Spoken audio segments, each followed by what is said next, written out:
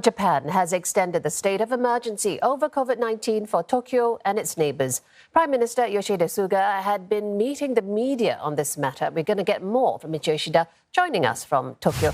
Michio, the hopes of the lifting of the state of emergency didn't come about. Why did the Prime Minister say this was?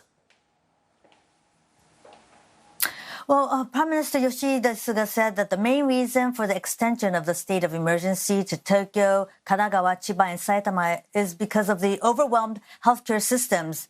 Now, he wants 2 more weeks to prevent a rebound of COVID-19 infection, and he apologized to the public for the trouble this extension may cause.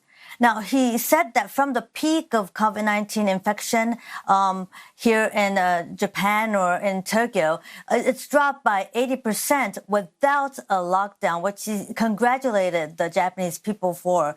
But he wants to increase testing, and he plans on testing at 30,000 elderly homes nationwide. And he wants to try to find out those without symptoms of COVID-19 in various prefectures.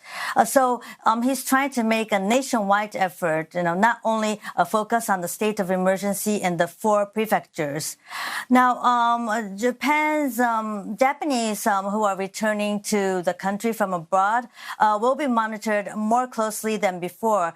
They will have to talk to healthcare workers via phone every day. And then Mr. Suga says that he wants the young people to be more careful of the infection, and he wants to have TV ads on social media to promote precautionary measures. And so he will call out to the younger generation. And he wants the people to refrain from going out this spring as it's the cherry blossom viewing season. And also there are graduation and also school entrance ceremonies. Now, as you talk about the stressors on the healthcare system in Tokyo and its neighboring prefectures, this 2 weeks, is that likely to be enough time to help Tokyo and its neighboring regions turn things around?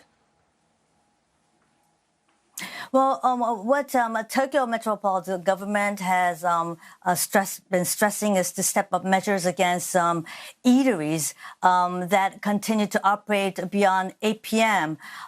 It's found over 1,300 eateries operating beyond that hour. And so Yuriko Koike, the Tokyo governor, said that instead of requesting eateries to close at 8 p.m., she will want to enforce them to close by 8 p.m. And if they do not listen, then she will impose a fine on them.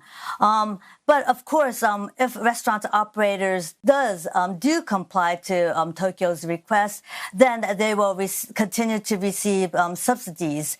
Now, Tokyo governor said that similar arrangements are expected by other 3 prefectures, which will continue to be in a state of emergency.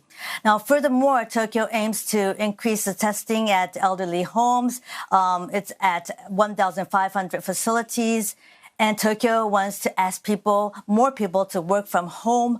And Tokyo intends to award companies which serve as good examples of encouraging their employees to work from home. And Tokyo intends to form an extra budget worth about $1.4 billion US. But Dr. Shigeru Omi, who is the head of the government advisory committee, thinks that the problem with Tokyo is that it lacks coordination between its 23 wards and Tokyo metropolitan government taking the leadership. Michio Yoshida in Japan, Tokyo, many thanks.